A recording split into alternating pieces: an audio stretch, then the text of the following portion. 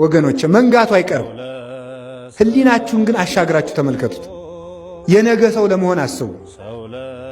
የመሸ ሳይነጋ አይቀርም፣ የነጋም ሳይመሽ አይቀርም።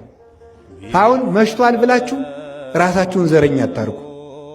ነገ ይነጋል። ስለዚህ ምን ነው እየነገርኳችሁ ያለ ራሳችን ከጽድቅ ዘር አግብተን መቁጠር አለብን። ከስጋ ዘር አይደለም። በጽድቅ ዘር የተቆጠረ ሰው ምንጊዜም ድል ነሽ ነው። ነገም ከነገ ወዲያ ነገ ምላስ ታስሮ በሞት መወሰድ አይቀር። ሸዋ፣ ኦሮሞ፣ ትግሬ፣ ጎጃሜ፣ ጎንደሬ ማለት ለነገም አያዋጣንም። እኔ ነግሬያችኋለሁ። በልቡናችሁ ሰሌዳ ያዙት።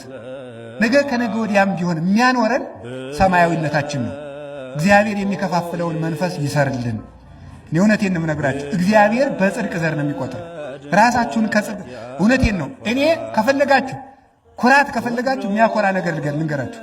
እኔ